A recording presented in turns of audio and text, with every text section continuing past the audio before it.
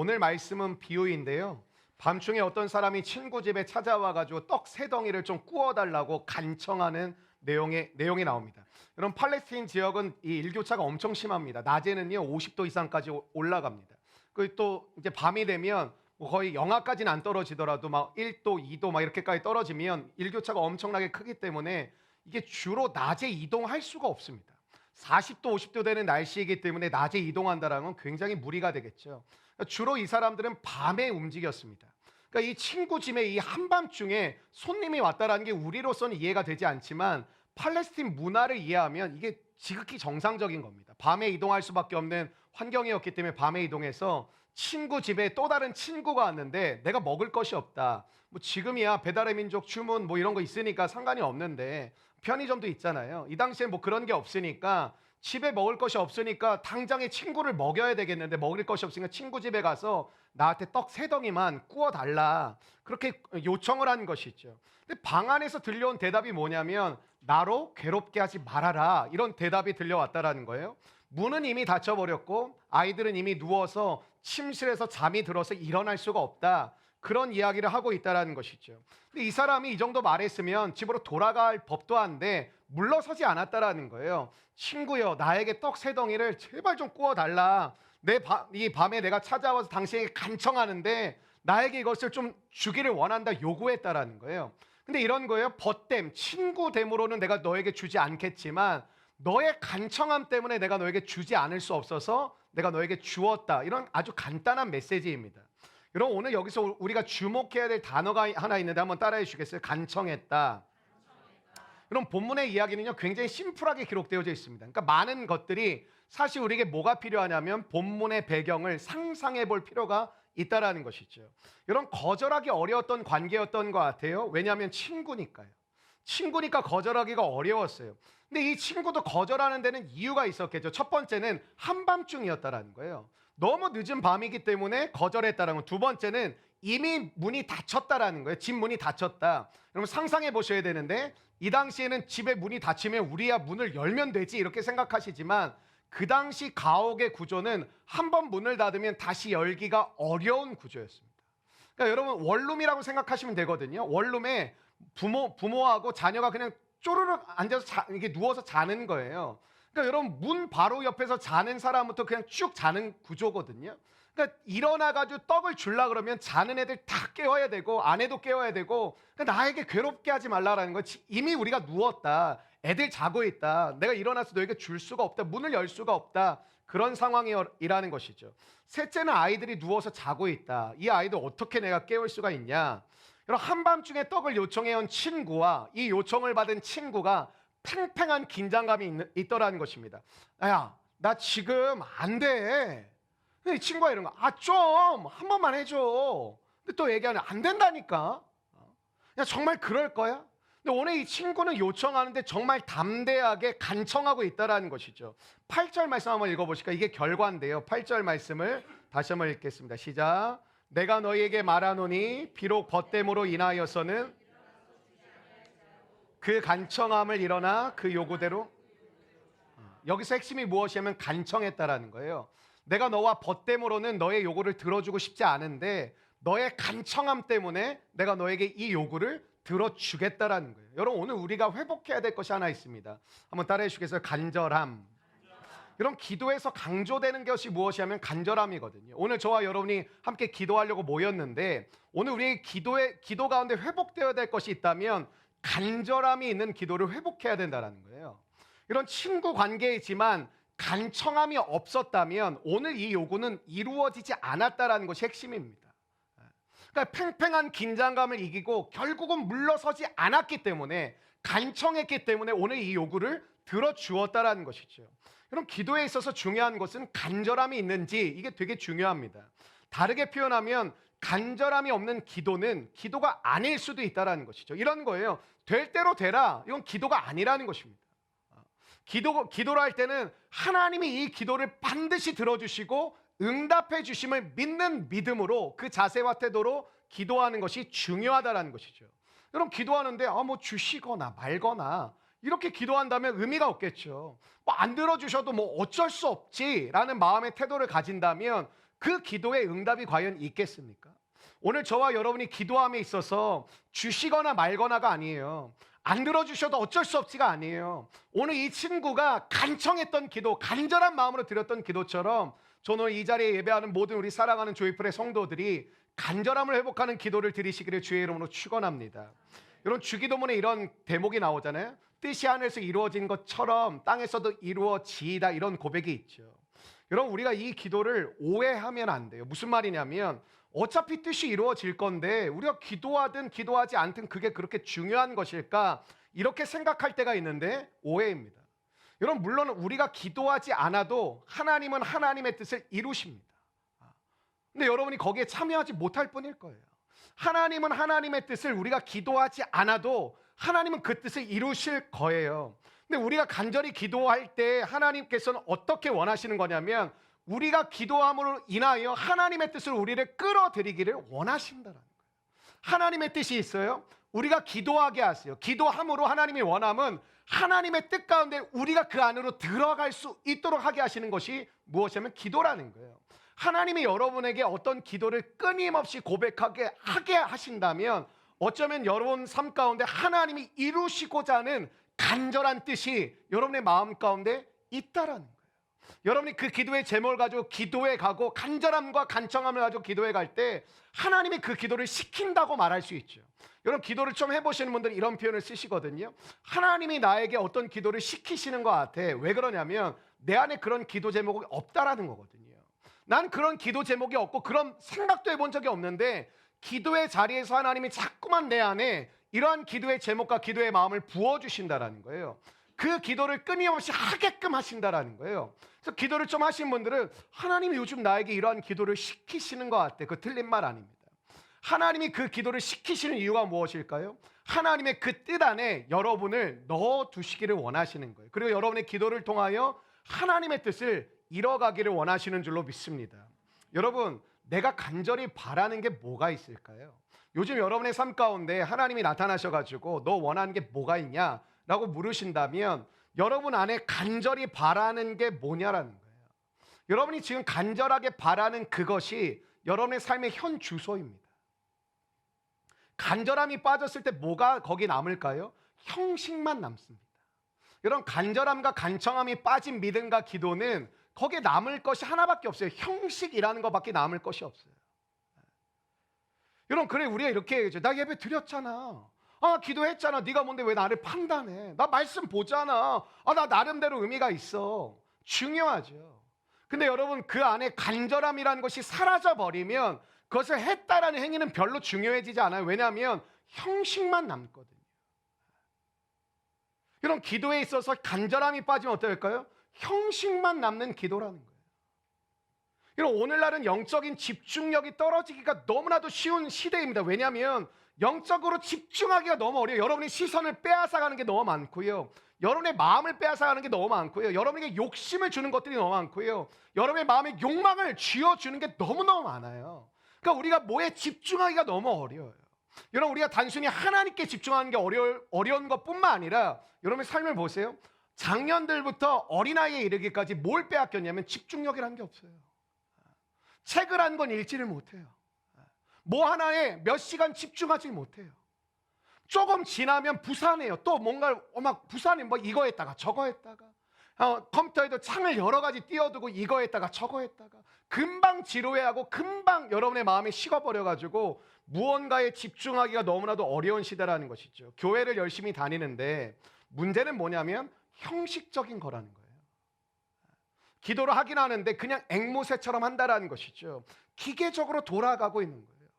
마음에 우러나는 기도가 아니라는 것이죠. 기도를 하긴 하는데 내가 무엇을 기도했는지조차도 잊어버리는 기도를 드리고 있다는 것입니다. 기도가 끝나고 나면 내가 드린 기도를 기대하고 기도하고 기다리자, 우리가 지난주에 말씀을 나눴잖아요. 그럼 내가 기다린다는 건 뭘까요? 기억하는 거거든요. 내가 하나님께 드린 기도를 기억하며 하나님이 무슨 일을 하실지를 기다리자라는 거잖아요. 그래서 여러분의 삶 가운데 일이 벌어지면 주님이 하셨습니다라고 지체 없이 나올 수 있는 이유가 뭐냐면 내가 기도했던 것입니다. 내게 소망하게 하셨던 것입니다. 내게 꿈꾸게 하셨던 일입니다. 하나님이 내 입술을 통해 기도의 제목으로 올려지게 된 내용들입니다. 여러분, 그러나 우리가 교회도 다니고 기도 모임도 다니는데 습관적으로 다닐 수 있다는 것이죠. 습관적인 형식만 남아있는 그런 신앙생활을 하기가 매우 쉽다라는 거예요. 나도 모르게 형식주의가 되는 것이죠. 여러분, 종교 행사에 참여하는 사람이 되면 안 됩니다. 종교 행사는 아무리 참여해도 아무런 소용이 없어요. 여러분, 오늘 우리 삶에 형식주의라는 것을 경계해야 된다는 것이죠. 여러분, 직장생활은 어떤가요?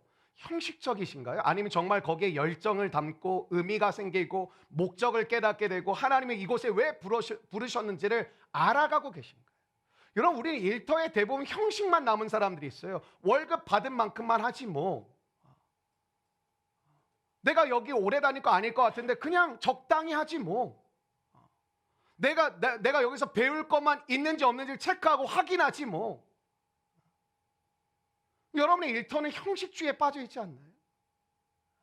규칙적이고 반복적으로 하다 보면 형식주의에 빠져요. 그러니까 우리가 일터가 왜 형식주의에 빠지기가 쉽냐면 여러분 매일 일터에 가시잖아요. 반복적이고 규칙적인 것들이 우리 삶 가운데 그렇게 많지 않아요. 근데 여러분, 규칙적인 신앙생활, 규칙적인 기도 생활이라는 건 너무너무 중요한 것입니다.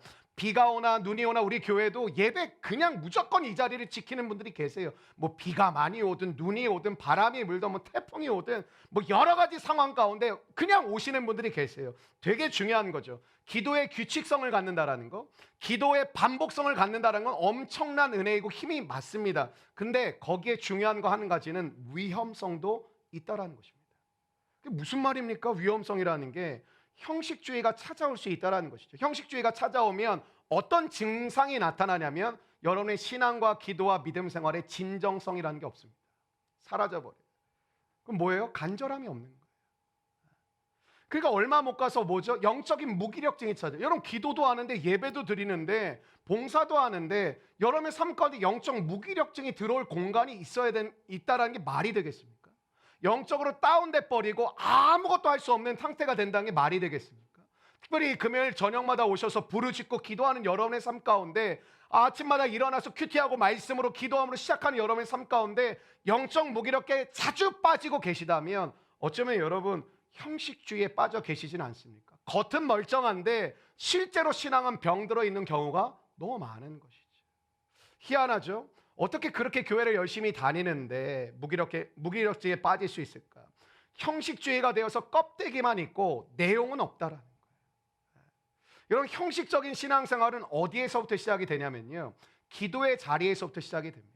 오늘 여러분의 믿음의 이 형편과 믿음의 상태는 뭘 보면 알 수 있냐면 기도의 자리를 잘 보시면 여러분의 믿음의 상태가 금방 체크될 수 있습니다.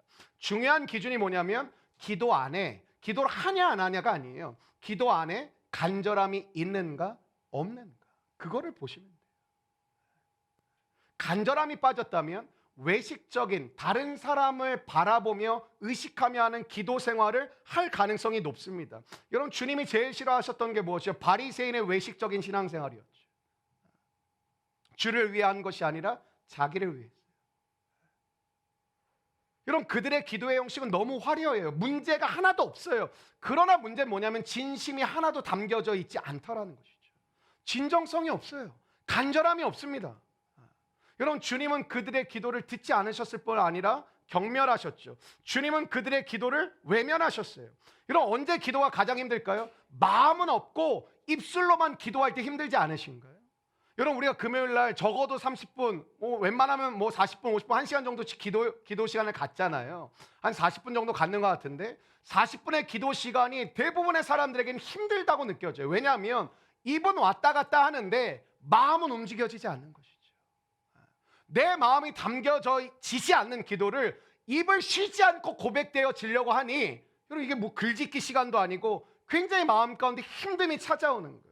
여러분, 입술로만 하는 기도는 힘이 없습니다. 열정이 담기지 않습니다. 어느 순간에 기도의 그 능력이라는 게 사라져 버립니다. 여러분, 간절함이라는 것은 기도의 핵심입니다. 저는 오늘 여러분이 기도의 간절함을 회복하시기를 주의 이름으로 축원합니다. 그래서 여러분, 우리는 오늘 이 밤에 간청 기도를 드려야 돼요. 하나님은 우리의 기도의 내용보다 중심을 보십니다. 여러분, 하나님께서 화려하고 멋있는 미사여구를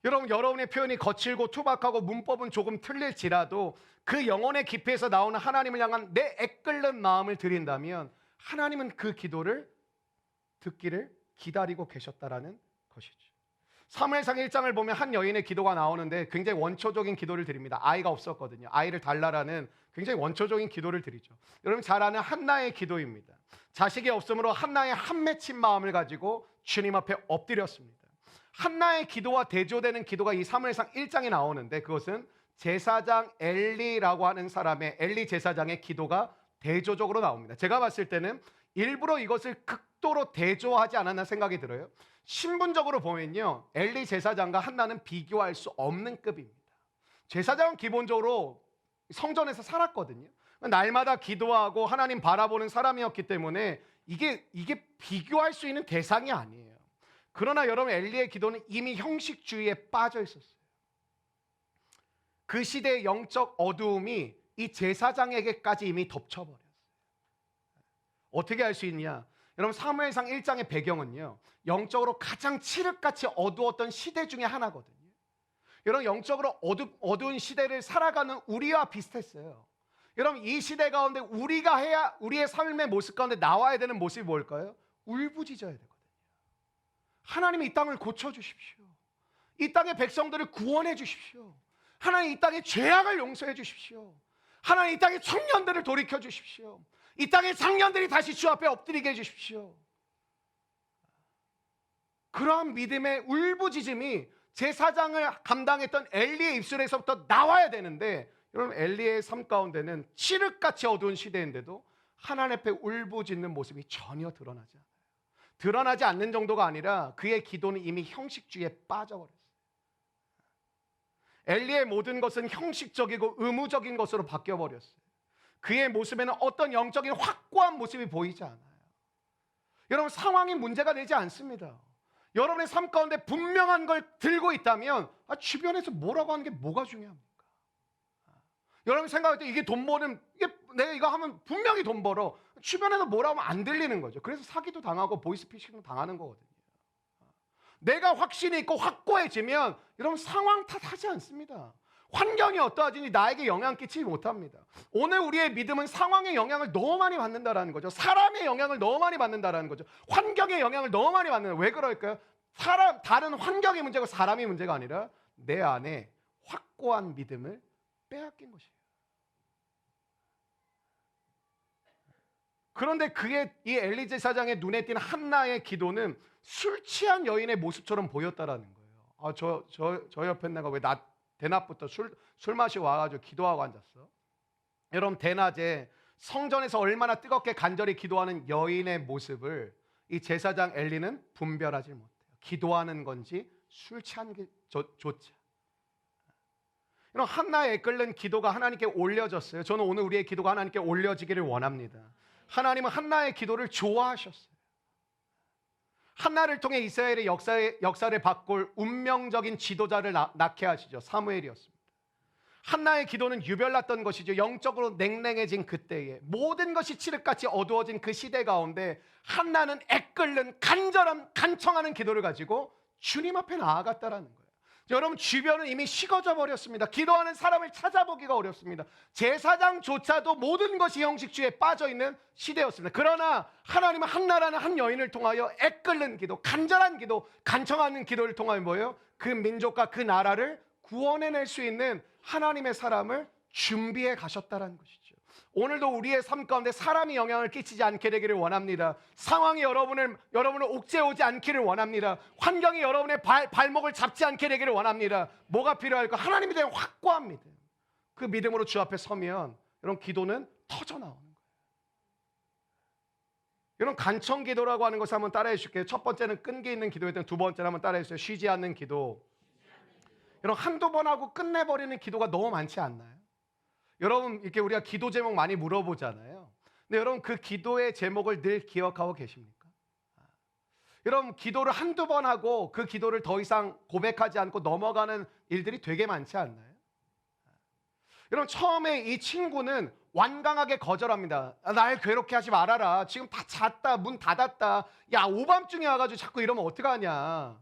근데 여러분 도무지 친구의 청을 들어줄 수 있는 상황이 아니라고 이야기해요. 여러분 실제로도 그래요. 팔레스타인의 집안 구조를 보면 방이 여러 개 있는 게 아니에요. 방이 하나예요. 거기 쪼르르 이렇게 자고 있는 거거든요. 온 가족들이 아이들부터 쫙 누워 있는데 만약에 떡을 가지러 가면 애 밟고 가야 돼요. 선교 갔다 오신 분들 기억나요? 그런 식이에요. 그런 식. 여러분 기도는 종종 거절되는 경험을 하거든요. 아무리 기도를 해도 변화가 없어요. 이때 우리는 답답함을 느끼죠. 때로는 변화는커녕 상황이 악화가 돼요. 하나님은 침묵하시는 것 같고 그럼에도 불구하고 포기하지 않고 기도하는 게 간청 기도라는데 아무리 기도해도 변화되는 게 없는 것처럼 느껴질 때가 되게 많아요. 어떤 감정이 들까요? 내 기도가 거절당했다는 느낌을 받을 때가 있어요. 여러분 구약에서 기도의 사람을 꼽으라고 한다면 저는 지체 없이 다니엘을 꼽고 싶은데 그는 하루에 3번씩 변함없이 기도했던 사람입니다. 그는 규칙적으로 기도했던 사람이에요. 다니엘의 삶을 보면요, 모든 것이 기도한 대로 돌아갔습니까? 아니에요. 여러분 하루에 3번씩 규칙적으로 기도했던 다니엘의 삶이 다니엘이 하나님께 기도한 대로 그의 삶이 갔나요? 그가 하나님께 고백한 대로 하나님이 역사에 움직여 가셨나요? 전혀 아니라는 거예요. 여러분 그는 하루에 3번씩 끊임없이 기도한 사람이었지만 그의 삶은 위기를 늘 넘나들었어요. 심지어 사자굴에까지 들어가기도 합니다. 그럼에도 다니엘은 기도의 자리를 포기하지 않아요. 그를 죽이려고 하는 사람들이 주변에 득실득실 거려도 그는 예루살렘을 향한 창문을 열고 하루에 3번씩 하나님 앞에 무릎을 꿇었어요. 여러분 이거는 기도하는 내 태도와 다니엘의 태도와 지금 다니엘에게 허락하신 상황이 전혀 안 맞는 거예요. 많은 성도들이 언제 헷갈려 하냐면 내가 기도를 엄청 열심히 드리는데 그 기도의 내용과 내 상황이 안 맞을 때 이게 지금 어떻게 돌아가는 건가? 이게 정말 내가 뭘 믿어야 되는 건가? 이게 정말 이루어져 가는 건가? 그런 마음의 의심이 찾아온다는 거죠. 아무리 삶이 힘들고 어려워도 내가 기도하는 내용과 반대의 일들이 벌어져도 기도를 포기하지 않고 끊임없이 기도하는 것, 그게 뭐냐면 간청기도입니다. 간청기도. 간청기도가 회복되기를 바랍니다. 다니엘은 그의 삶에 아무런 일이 일어나지 않음에도 불구하고 않는 것 같은데 하루에 3번씩 기도하는 거예요. 아무런 일이 벌어지지 않아도 기도하는 거예요. 우리 교회가 지난 8년 동안 오면서 매일 아름다운 사건이 벌어졌을까요? 아니요. 대부분은 아무 일이 일어나지 않는 나날들이었어요. 기도하는 게 이게 쉬운 게 아니에요. 오늘도 하나님 앞에 무릎을 꿇는다라는 게 쉽지가 않아요. 8년 내내 기도한 대로 막 하나님 앞에 고백한 대로 부르짖는 대로 하나님이 역사에 오신 게 아니에요. 하나님이 역사하신 날보다 역사하시지 않은 것처럼 느껴지는 날이 훨씬 더 많아요. 근데 다니엘은 그럼에도 불구하고 기도의 자리를 지켰다라는 거예요. 여러분 기도하는 대로 매일 역사가 일어나는 게 아닙니다. 기도는 장기전입니다. 신앙생활은 장기전입니다. 때로는 실망하고 지칠 수도 있어요. 늘 뜨겁게 간절하게 기도가 나오지는 않거든요. 사실 하다 보면. 그러나 기도의 그 자리를 포기하지 않고 앉아 있는 거예요. 중요한 것은 기도의 자리를 포기하지 않는 지속성이 중요하다는 것이죠. 오늘 여러분 이 자리에 잘 오셨습니다. 여러분 이 지속성이 여러분의 삶 가운데 새로운 은혜를 일으킬 줄로 믿습니다. 여러분 기도하는 한 것 가운데 가장 길게 기도했던 적은 언제세요? 며칠 기도하다가 포기하셨어요? 여러분 며칠 기도하다가 포기한 일들이 되게 많죠. 그건 사실 간절함이 없기 때문에 그래요. 여러분 몇 달 기도해 보셨어요? 여러분 몇 년 기도해 보신 적 있으세요? 기도의 사람 조지 밀러는 일평생 동안 3명의 친구의 구원을 위해 기도하거든요. 근데 조지 밀러가 죽기 거의 직전에 1명이 예수님께 돌아옵니다. 그 나머지 2명은 조지 밀러가 죽고 나서 하나님 앞에 돌아옵니다. 조지 밀러는 3명의 친구를 놓고 일평생 기도했던 사람이에요. 목회하 보니까 좀 알 것 같아요. 여러분 기도한 대로 여러분이 변하셨으면 이러시면 안 돼요. 제가 기도한 대로 여러분 이러시면 안 돼요. 곤란해요. 우리가 서로. 마음이 상당히 불편해요. 여러분 볼 때마다. 여러분 지금 기도한 대로 있었으면 지금 여기 떠다니셔야 돼요.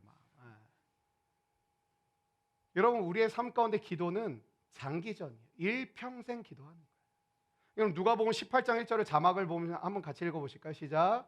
예수께서 그들에게 항상 기도하고 낙심하지 말아야 할 것을. 여러분, 지속적으로 기도하지 못하게 하는 복병이 하나 있는데 그건 낙심이라는 거예요. 여러분, 낙심을 이기는 기도의 핵심은 지속성입니다.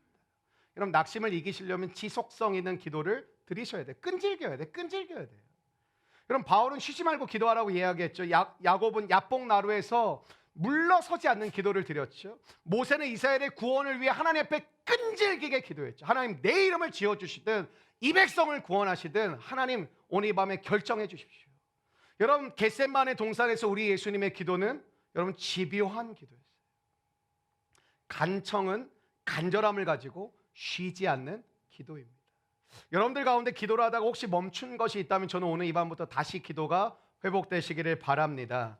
내가 오랫동안 기도했는데 하나님이 응답하시지 않으신 것 같고 내가 포기해버린 기도가 있으시다면 다시 기도하시기를 바랍니다. 여러분, 어느 순간에 기도를 중단하고 싶어질 때가 오거든요. 기도를 포기하는 거죠. 여러분, 하나님이 결론 내리시기 전에 내가 결론을 내리면 안 돼요. 이게 중요한 거예요. 기도의 사람의 중요한 원칙은 하나님이 결론을 내리시기 전에 내가 결론 내리지 않는 거예요. 그게 기도의 사람의 원칙이에요. 남편을 위해서 기도하시는 분들 많이 계시죠. 계속 기도하세요. 기도하는데 남편은 더 나빠지죠. 더 하나님부터 멀어져 가는 것 같고, 그렇게 술 좀 끊게 달라는데 술 더 처먹고 오고, 교회 좀 나오게 달라는데 교회 나오는 나를 핍박하고. 여러분, 상황이 악화되더라도 기도를 포기해서는 안 돼요. 이제 안 되는가 보다라는 낙심이 밀려오는 그 순간 그 낙심을 이겨낼 수 있는 것은 지속성을 가진 기도예요. 낙심이 찾아오면 기도할 마음이 사라지거든요. 그리고 마음의 소원이 딱 사라져버려요. 하나님에 대한 서운한 마음이 생깁니다. 내가 얼마나 기도했는데, 내가 얼마나 헌신했는데, 하나님 진짜 응답을 안 하시네, 내 기도 안 들어주시네. 하나님에 대한 원망이 밀려올 때가 있습니다. 이런 기도는 우리가 결론을 내리는 게 아닙니다. 우리가 결론을 내린다고 그게 결론되지 않습니다. 여러분이 결론 내렸다고 그게 결론인가요? 결론되지 않아요. 모든 것은 하나님의 편에서 결정된다라는 것을 기도의 시간을 통하여 우리에게 가르쳐 주심을 믿으시기를 바랍니다. 여러분, 포기하지 않는 기도는 무엇이 필요할까요? 믿음이라는 것이 필요하죠. 포기하지 않고 내가 기도한다, 그럼 믿음이 반드시 있어야 됩니다. 기도와 믿음은 분리될 수가 없어요. 여러분, 팔레스타인의 문화 속에서는요, 친구 간의 관계는요, 요구를 들어주는 게 친구의 관계였습니다. 오늘 이 친구가 밤에 그냥 와가지고 한밤중에 간청하는 이유가 딱 하나가 있는 거예요. 내 친구기 때문에 내 요구를 이 친구가 들어줄 거라고 믿기 때문에 한밤중에 찾아오는 거예요. 그럼 팔레스타인은 친구라는 관계의 정의가 뭐냐면 내 요구를 들어주는 사람, 내 부탁을 들어주는 사람, 그게 친구였어요. 이런 친구가 아니면 이렇게 간청할 수가 없어요. 옆에 있는 사람 한번 보시겠어요? 오늘 그 집에 밤에 찾아가세요. 끝나고 문을 치고, 친구여, 나에게 빵 3개만 달라, 김치 3포기만 주십시오, 해보세요. 여러분, 한밤중에 집안의 상황과 모든 구조들을 볼 때 지금 이 친구가 거절하는 것도 이유가 다 있는 거거든요. 친구 관계가 아니면 이건 미친 짓이에요. 그럼에도 불구하고 담대하게 요구했던 이유는 뭘까요? 마치 맡겨놓은 것처럼 친구 관계였기 때문에 그래요. 여러분, 오늘 본문을 보면 재미있는 게 친구 관계이기 때문에 요구를 하잖아요. 근데 여러분, 오늘 본문이 5절부터 8절이죠. 근데 1절부터 4절과 9절부터 그 다음에 나오는 이 뒷내용이 다 긴밀하게 연결이 되어 있어요. 오늘 우리는 간청 기도를 함께 나누고 있잖아요. 1절부터 4절은 뭐가 나오는지 아세요? 예수님이 가르쳐 주신 기도, 주기도문이 나옵니다. 근데 여러분, 이게 마태복음에도 나오고 누가복음에도 나오거든요. 근데 마태복음은 이렇게 이야기를 해요. 하늘에 계신 우리 아버지, 이렇게 주기도문이 시작이 됩니다. 근데 여기 누가복음에만 나타나는 특징이 뭐냐면 앞에 거 다 떼버리고 아버지여, 이렇게 시작합니다. 그러니까 예수님이 가르쳐 주신 기도가 마태복음과 누가복음이 조금 표현이 달라요. 마태복음은 하늘에 계신 우리 아버지라는 표현으로 가르쳐 주는데 누가복음은 그냥 앞에 걸 다 떼버려요, 수식어를. 그리고 뭐라 그래요? 아버지여, 이렇게 얘기해요. 뭐예요? 이렇게 기도하라. 아버지여. 이렇게 기도하라. 여러분 오늘 본문 뒤에 나오는 내용이 여러분 잘 아시는 구하라, 찾으라, 문을 두드리라. 이 내용이 나옵니다. 여러분 그 말씀의 결론이 누가복음 11장 13절이거든요. 한번 같이 읽어보실까요? 누가복음 11장 13절 시작. 너희가 악할지라도 좋은 것을 자식에게 줄 줄 알거든.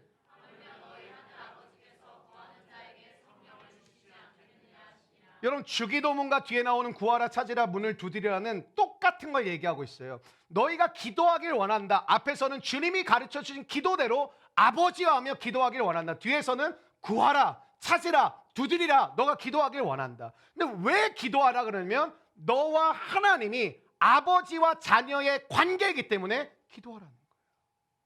구해 찾아 두드려. 이게 왜 가능하냐면 하나님 내 소원 들어주시는 분이니까가 아니라 하나님이 나의 아버지시고 내가 그분의 자녀이기 때문에 담대하게 기도하라는 거예요. 요청하고 간구하라는 거예요.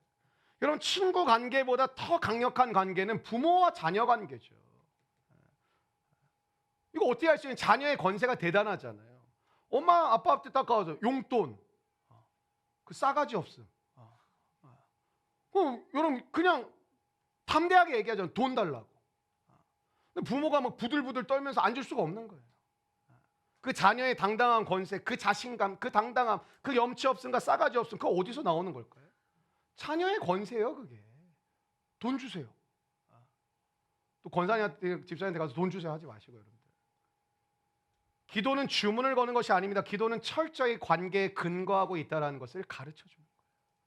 여러분 1절부터 사실은 이 뒤에 구하라 찾을까지 다 한 문맥이 어떻게 보면 기도는 기술이 아니다. 기도는 주문이 아니다. 기도는 철저하게 관계의 근거에서 담대하게 고백하는 거예요. 왜 기도가 가능해요?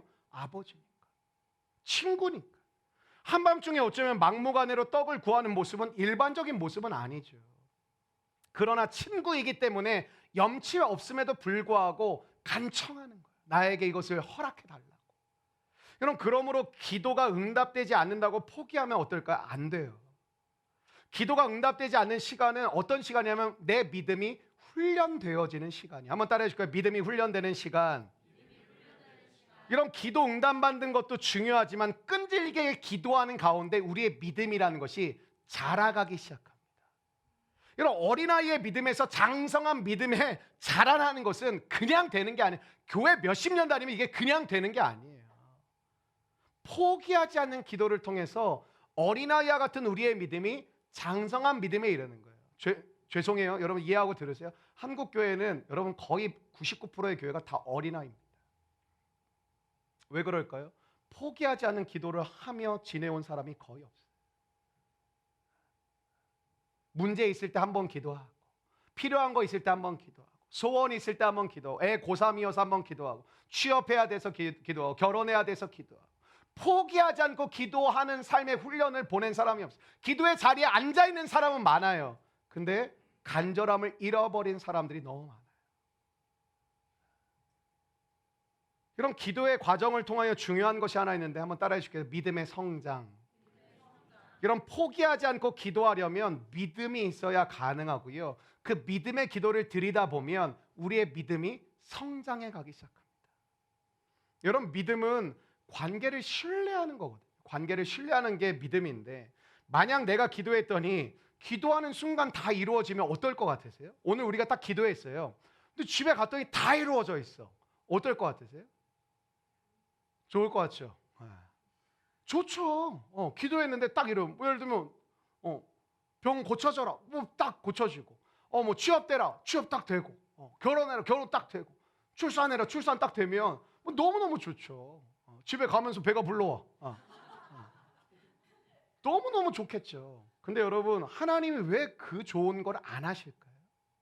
내 문제도 아시고 내 어려움도 아시고 내 처지도 아시고 내 형편도 아시고 내 아픔도 아시는 하나님께서 왜 하나님은 바로바로 응답하시지 않을까요? 여러분 바로 기도한 대로 응답이 된다면 믿음이라는 건 필요가 없어요. 생각해 보세요. 왜 믿음이 필요하? 내가 기도하면 그냥 다 이루어지면 믿음이란 게 뭐가 필요하겠어요? 구하는 대로 응답된다면 내가 하나님이 되고 하나님이 내 종이 되는 거예요. 여러분 초신자 때는 이런 말, 초신자 때 기도 많이 해. 하나님이 그때 응답 잘해 주시더라. 그때 기도해야 돼. 여러분 그것도 모르고 하는 소리예요. 초신자 때 왜 하나님 응답을 많이 해 주실까요? 교회 안 나올까 봐. 그래서 응답해 주시는 거야. 교회 안 나오고. 왜? 아직 하나님과 그런 관계가 안 되어 있거든요. 아버지로 신뢰하는 관계가 아직 아니거든요. 초신자들은. 그걸 왜 여러분 막 부러워하시다. 부럽다 초신자. 그럼 잠깐 불교 갔다 오세요. 초신자로. 여러분 초신자의 기도를 들어주는 이유는 간단한, 하나님과의 관계가 아직 깊지 않기 때문에 하나님이 그 기도를 응답해 주시는 거예요.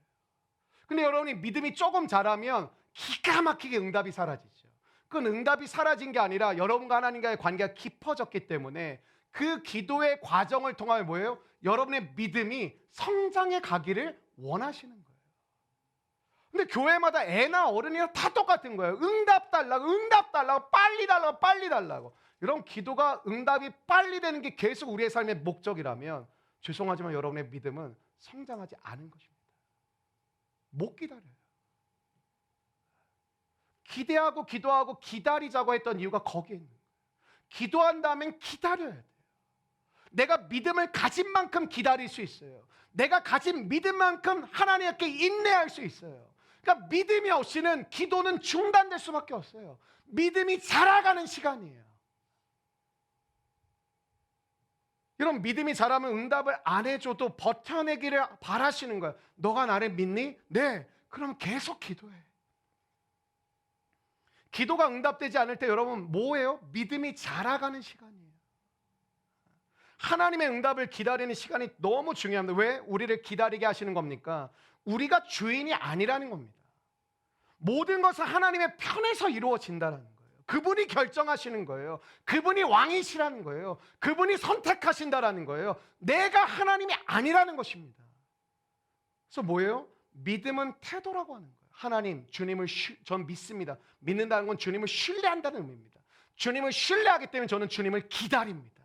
주님을 바라봅니다. 그래서 여러분 믿음이라는 것은요, 하나님에 대해서 올바른 태도를 세워가는 게 신앙생활이에요. 여러분 신앙생활을 오래 할수록 하나님에 대한 바른 태도가 세워져 가셔야 돼요. 여전히 기도는 응답이지 이게 아니라 하나님이 응답하셔. 근데 기도를 해보니 하나님이 때로는 내 믿음을 연단하기도 하시고 기도의 시간을 통하여 내 믿음을 자라가기도 하시고 하나님이 바로 응답하지 않으심으로 하나님을 신뢰하는 법을 가르쳐 주시고 내가 하는 것이 아니라 주님이 하는 것임을 믿게 하신다는 것을 우리에게 하나님은 가르쳐 주시는 믿음의 시간인 줄로 믿습니다. 근데 여러분 우리의 태도가요 진짜 잘 안 바뀌어요. 우리가 주님 앞에 두 손 잘 안 듭니다. 진짜 어지간해서 두 손은 안 듭니다. 우리 좀 힘들고 어려우면 주님께 두 손 들 것 같잖아요. 정말 여러분 옆 사람 보시겠어요? 그 지독한 사람이에요. 우리가 어지간해 가지고는 주님 앞에 두 손을 들질 않아요. 내 힘을 의지하고요, 내 지식을 의지하고요, 내 계획을 믿고요, 내 인맥을 믿고요, 내 생각을 믿고요, 내 돈을 믿어요. 우리는 끊임없이 자아 중심적이거든요. 나 중심적으로 모든 게 돌아가길 원하는 거예요. 그게 우리 모두가 가지고 있는 마음이에요. 근데 하나님은 우리의 태도를 바꾸어 놓기를 원하시는 거예요. 하나님 중심의 태도로 바뀌어지는 일이 쉽지 않기 때문에 오랜 시간이 필요한 것입니다. 그래서 내가 구하는 대로 이루어진다면 우리의 태도가 바뀔까요? 기도하면 딱딱 이루어지면 내 태도를 바꿀 이유가 없겠죠. 구한 대로 응답되지 않는 그 시간을 통하여 하나님을 계속 신뢰하게 하시는 거예요. 그리고 우리를 하나님 중심으로 하나님이 바꾸어 놓아 가시는 거예요. 여러분 아이들에게도 저는 마찬가지라고 생각해요. 아이들이 때를 쓰는 대로 들어주면 아이들은 망가집니다. 아이를 망가지게 하시려면 애가 원하는 대로 다 해주시면 됩니다. 애는 완전히 망가집니다. 과자 달라고 때를 쓰는 때 어떤 때는 줄 때도 있지만 기다려 라고 말해야 될 때가 있거든요. 참아내는 훈련이에요. 저는 가정교육이든 교회교육이든 잘 되어가는 아이들을 볼 때 어떤 기준으로 하느냐, 이 아이가 참을 수 있습니까? 물론 신생아한테 참으라고 안 나오죠. 근데 참아라, 인내해라, 기다려라 할 수 없죠. 근데 요즘 보면 애가 배고파 이렇게 얘기하면 배고파 하는 순간 아빠 엄마 어디서 달려와가지고 파 하는 순간 입에 넣어주는 것 같아. 내 새끼 기다릴 줄 알게 해야 되는데 우리는 기다릴 줄 알게 못하는 것이죠. 왜 예수님의 제자들이 십자가로 가는 길에서 실패했을까요? 여러분 그 전에 망가졌으면 차라리 모르겠어요. 근데 십자가로 가는 길에서 망가지고 무너졌잖아요. 왜 그럴까요? 가룟 유다의 실패, 베드로의 실패는 모두 자기식으로 주님을 움직이려고 했어요. 우리식으로 예수 믿으면 안 돼요. 여러분 가인은 왜 예배에 실패했습니까? 자기식으로 예배를 드렸어요. 왜 아벨의 예배를 받으셨죠? 아벨은 하나님이 말씀하신 방식으로 예배를 드렸어요. 그러니까 현대인의 예배는 망가져 있는 정도가 아니에요. 내가 생각하는데 내가 원하는 내 태도로 내가 원하는 방식으로 그냥 예배라는 걸 드리면 드렸다고 생각을 합니다. 신앙은 내 방식을 포기하고 하나님의 방식을 따르기로 작정하는 거 아닌가요? 기도 훈련의 핵심이 그것이고 기도가 지체되고 응답이 미루어지는 것은 내 방식이 아니라 하나님의 방식대로 이루어짐을 하나님이 우리에게 가르쳐 주시는 거거든요. 내 때가 아닌 하나님의 때에 이루어짐을 우리가 믿어가게 하시는 거거든요. 여러분 그래서 기도는 응답 이 공식을 가지면 절대 안 됩니다. 기도는 긴 여정이에요. 기도는 단기간에 무엇을 결론 내리려고 하는 것이 아닙니다. 하나님을 신뢰해가는 여정이에요. 그러니까 여러분이 기도의 시간들을 통하여 하나님이 이루어가는 게 뭐예요? 그 긴 시간을 통하여 하나님 중심적으로 옮겨가게 하시고 여러분이 하나님의 사람으로 일평생 살아갈 수 있도록 만져가시는 것입니다. 어떤 분은 이렇죠. 이것만 응답되면, 근데 우리 하나님이 그러시죠. 응답되면 또 이거 기도해 하고 던져주고 가세요. 여러분 근데 그거 아세요? 내가 끊임없이 기도해 간다라는 것이 은혜 받은 삶입니다. 여러분 우리가 하나님을 의지하며 사는 것이 얼마나 놀라운 은혜임을 깨닫게 되시는 밤이 되시길 바랍니다. 이런 기도의 과정이 힘드시죠? 저도 매일 기도하고 오늘도 한 1시간 정도 기도했거든요. 쉽지 않아요. 매일 기도하지만 또 기도의 무릎을 꿇을 때마다 쉽지 않아요. 하나님 왜 이렇게 빨리 응답해 주지 않습니까? 왜 이렇게 오랫동안 기다리게 하시는 것입니까? 하나님은 그 길고 오랜 지루한 시간을 통하여서 하나님은 놀라운 일을 행하고 계십니다. 기도의 사람을 만드는 단기 속성반은 없어요. 기도를 배우려고 하신다면 아예 장기전으로 생각을 하셔야 돼요. 긴 싸움이라는 걸 놓치지 말아야 되는 것이죠. 여러분 많은 사람들이 이래요. 빨리 응답받고 싶다고. 빨리 응답받고 놀러 가고 싶다고. 빨리 응답받고 내 마음대로 하고 싶고. 빨리 응답받고 금요철에 안 나오고 싶다고. 여러분 찰스 스펄전이라는 설교의 황태자가 있었거든요. 그 당시에 마이크 시설이 없었잖아요. 시스템이 없었잖아요. 이분이 이 한 명의 설교자가 몇 명까지 커버를 했냐면 그냥 육성으로 설교를 했을 때 6,000명까지 커버했어요. 얼마나 목소리가 컸을까요? 옆에 있는 사람 고막 터졌을 것 같아. 이분이 설교를 하면 6,000명까지 커버가 됐어요. 설교의 황태자라는 별명을 갖고 있는데 이분이 이런 말을 했어요. 짧은 기도의 위력은 하루아침에 만들어지지 않습니다. 많은 분들이 기도 꼭 오래 해야 돼요? 꼭 기도 안 하는 사람들이 그렇게 얘기하세요. 평상시에 꼭 기도 안 하는 사람은 꼭 기도 오래 해야 돼요? 기도 뭐 잠깐 해도 되는 거 아니에요? 짧은 기도의 위력은요 오랜 기간에 걸쳐서 만들어지는 거예요. 왜요? 짧은 순간에 하나님을 고도로 집중할 수 있는 힘이 있어야 되거든요. 이런 긴 기도의 여정을 통해 여러분에게 기도의 능력이 쌓여가게 되시기를 바랍니다. 이런 기도를 하려고 하면 에너지가 있어야 돼요. 그래서 사실은 이렇게 여러분들이 힘이 없으면 기도하기가 어려워요. 체력이 필요하거든요. 기도는 노동이라고 그랬잖아요. 온갖 장애물을 이겨내야 돼요. 요즘같이 기도를 하지 못하게 하는 수많은 유혹들이 있을 땐 더 쉽지가 않아요. 여러분의 정신을 산만하게 하고 피곤하게 하는 일들이 얼마나 많이 벌어지고 있습니까? 여러분 기도의 자리에 나가는 게 어려워요. 많은 난관을 오늘도 이 자리에 그냥 오셨다고 저는 생각하지 않아요. 여러분 많은 난관을 이겨내셔서 오늘 이 자리에 오셨다고 생각이 들어요. 근데 여러분 힘을 내어 기도의 자리에 가도 피곤합니다. 사실 피곤해요. 아닌가요? 졸기 쉬워요 사실. 어제 우리 이사신방 있어가지고 우리 상민 간사, 담비 간사는 이사신방인데 몇몇 이제 지체들이랑 같이 예배를 드렸는데 뭐 좋은 얘기 하더라고요. 평상시엔 졸리는데 그래도 금요성령 때 예배 드릴 땐 정신이 살아나는 것 같다고. 나를 의식하고 하는 말인지 모르겠지만 그럼 우리가 최상의 컨디션으로 기도의 자리에 가서 전심으로 기도를 해야 돼요. 그래도 기도는 노동이기 때문에 에너지를 써야 돼요. 근데 여러분 세상에서 에너지를 다 써버리고 여기를 오시잖아요. 예배의 자리에 대부분 다 밖에서 에너지를 써버리고 지칠 대로 지친 모습으로 오거든요. 기도의 자리에 오면 그럼 졸다가 자다가 끝나는 경우가 많은 거예요. 여러분은 예배의 자리에 맞춰서 컨디션을 조절하십니까? 아니면 다 써버리고 가면 되지 하고 오십니까? 여러분 토요일 저녁은 세상처럼 부어라 마셔라 노는 시간이 아니에요. 여러분의 삶을 절제해야 돼요. 그래서 주일날 하나님 앞에 나아가야죠. 예배가 2시니까 늘어져라 잤다가 오는 시간이 아니에요. 아침에 여러분 하고 싶은 거 막 했다가 오는 시간이 아니에요. 이 예배의 시간에 오로지 하나님 앞에 집중하기 위해서 여러분 컨디션 조절해 보신 적 있냐고요.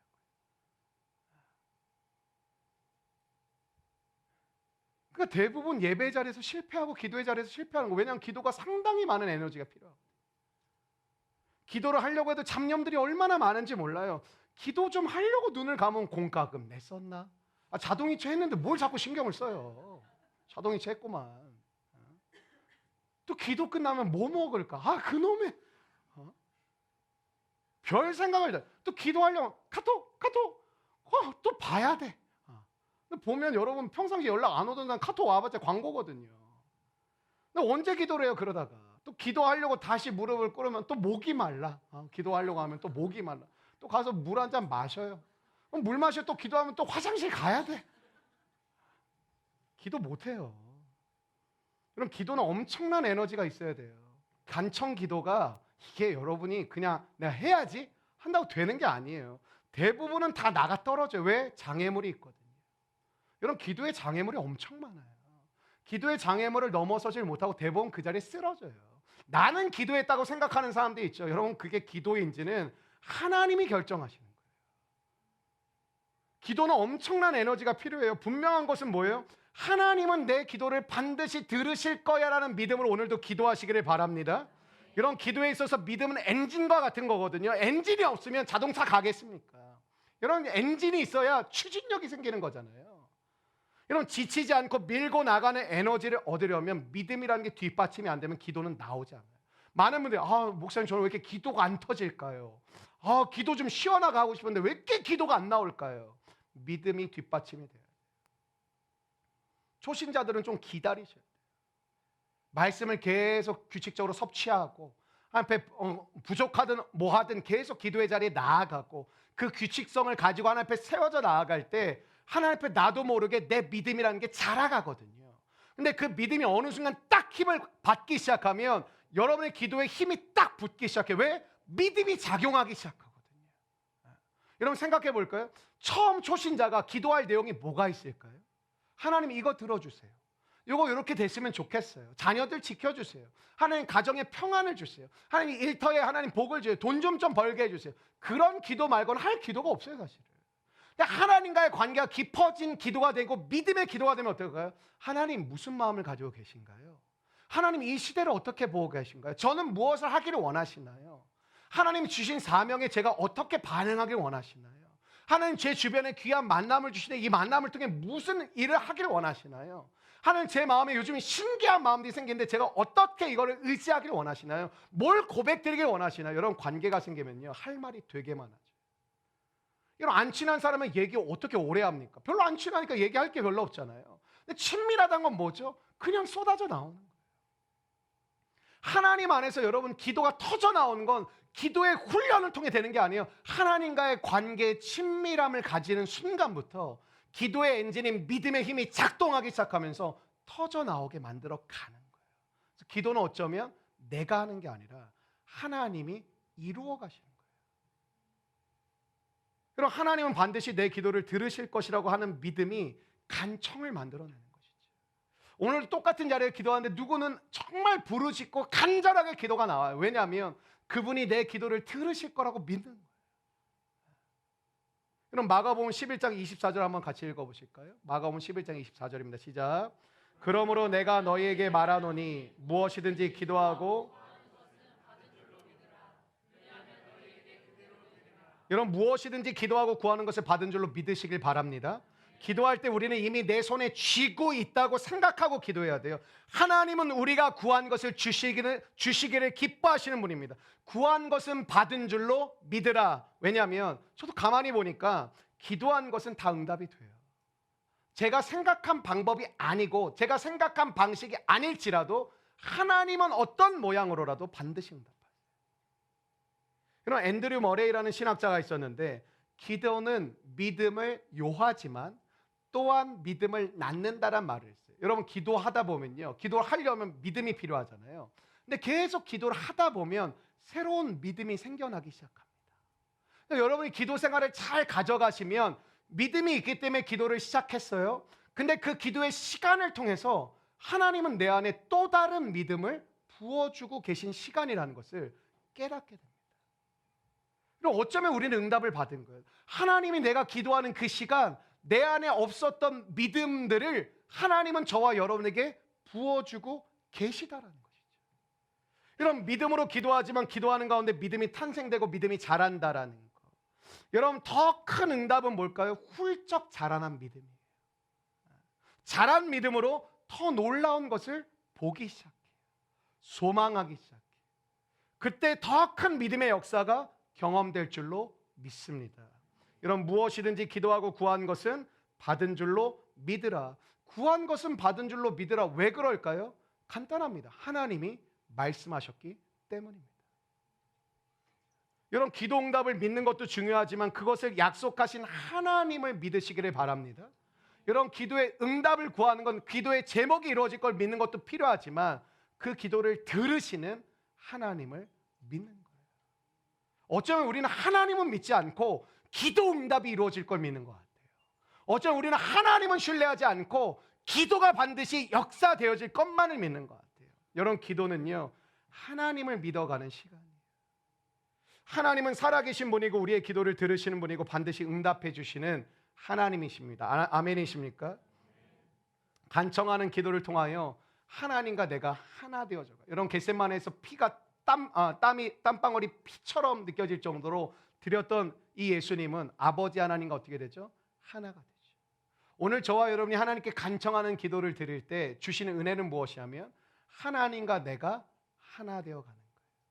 요한일서 5장 14절과 15절에 보면 그를 향하여 우리가 가진 바 담대함이 이것이니 그의 뜻대로 무엇을 구하면 들으심이라. 우리가 무엇이든지 구하는 바를 들으시는 줄을 안즉 우리가 그에게 구한 그것을 얻은 줄을 또한 아느니라. 믿음은 더 큰 기도를 낳게 하는 줄로 믿습니다. 믿음은 기도의 불꽃을 우리 안에 일으키게 만든다라는 것이죠. 마가복음 11장 23절 읽고 오늘 말씀을 마치길 원하는데 함께 읽겠습니다. 시작. 내가 진실로 진에게 이르노니 누구든지 이 산더러 들려 바다에 던져지라 하며 그 말하는 것이 이루어질 줄 믿고 마음에 의심하지 아니하면 우리는 우리의 힘으로 문제를 해결하다가 힘을 다 빼버려요. 여러분 여러분의 힘으로 문제를 해결하려고 하다가 세상 가운데 살아가면서 쓸데없는 것에 에너지를 다 빼앗기고 이 자리에 오실 때가 너무 많아요. 우리의 모든 에너지를 다 쓰고 빼앗기고 오는 거죠. 어쩌면 우리는 모든 에너지를 모아 기도의 자리에서 전심전력을 다하여 간청의 기도를 드려야 돼요. 하나님의 놀라운 응답을 누리셔야 돼요. 오늘날 기도하지 않는 성도는 없어요. 성도 가운데 기도는 다 드려요. 그러나 너무도 아니라고 무기력하고 습관적인 반복의 기도를 드리는 성도들이 너무 많아요. 하나님은 그런 기도에 귀를 기울이실 정도로 한가한 분이 아니에요. 시시하고 맥없는 기도가 아니라 기도의 뜨거운 불길 속으로 들어가시는 여러분들이 되시기를 축원합니다. 뜨거운 기도의 불길로 타오르는 기도의 전사들이 되시기를 주의 이름으로 축원합니다. 하나님이 오늘 여러분의 기도를 들으실 거예요. 여러분 하나님을 믿으시며 기도하세요. 여러분 그 믿음이 없으면 입만 왔다 갔다 하는 거예요. 앵무새요. 그냥 이 자리에는 뭐 늘 오지만 그 기도고 맨날 여기 와가지고 하는 기도는 뻔하고. 왜 그럴까요? 우리가 믿음으로 주 앞에 반응해야 돼요. 하나님이 여러분의 기도의 시간을 통해 믿음이 성장해 가길 원하세요. 그리고 하나님이 놀라운 일들을 나타내기를 원하세요.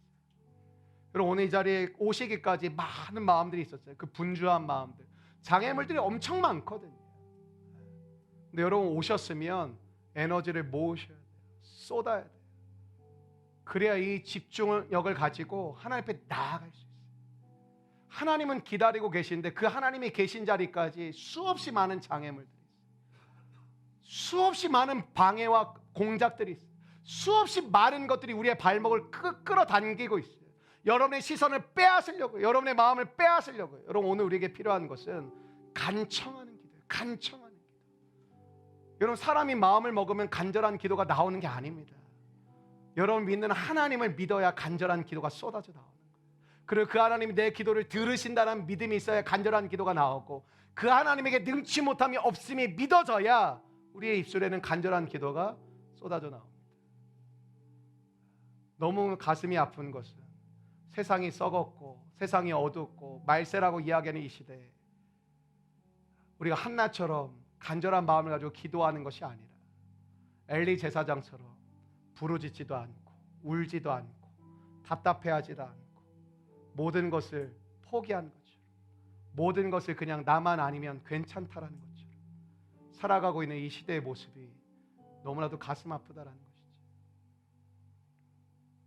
눈물이 나지 않는 시대, 애끓는 마음을 잃어버린 시대, 오로지 자기밖에 보이지 않는 시대, 교회는 다니지만 다른 사람에게 관심이 없고 사랑을 나눠주려고 하지 않고 마음이 없는 시대. 그러면서 나만 하나님과 관계가 좋으면 되지라고 생각하는 시대. 그 하나님과의 관계가 좋다라는 건 뭘까요? 오늘 하나님이 저와 여러분에게, 기도하는 여러분에게, 저에게 특별히 하나님이 회복하길 원하시는 것이 있어요. 간절함이에요. 간절함. 여러분 지속적으로 이 자리에 끊임없이 오신 분들 계시잖아요. 비가 오나 눈이 오나 여러 가지 상황이 어려우나 좋으나 오시는 우리 성도들이 여기 제법 많아요. 근데 여러분 이 자리에 오는 것도 중요하지만 여러분 그 기도의 자리에서 간절함이 있는가, 그게 더 중요해요. 그 애끓는 마음, 간절한 믿음. 여러분 믿음이 자라가야 돼. 그래야 기도가 터져나와요. 믿음이 자라가야 돼요. 우리의 시야가 열려요. 믿음이 자라가야 돼요. 우리의 삶의 고백이 바뀌어요. 믿음이 자라가야 돼요. 우리의 삶의 이 분별력이 달라져요. 믿음이 커져가야 돼. 하나님의 은사가 임해요. 믿음이 커져가야 돼. 하나님이 주신 믿음의 능력이 임해요. 믿음이 커져가야 돼. 부흥의 역사가 일어나요. 믿음이 커져가야 돼. 하나님의 놀라운 생명의 역사가 일어나게 될 줄로 믿습니다. 오늘 이 밤에 기도하실 때 하나님의 그 믿음의 불길 가운데 나를 집어넣어 주십시오. 기도의 화염 가운데 나를 집어넣어 주십시오. 기도의 전사가 되기를 원합니다. 기도의 사람이 되기를 원합니다. 하나님 끈기 있는 기도, 쉬지 않고 드리는 기도, 응답이 아니라 하나님을 얻는 기도, 그 믿음의 삶의 자리에 하나님 오늘 나는 나아가기를 원합니다. 역사하시고 함께하여 주시옵소서.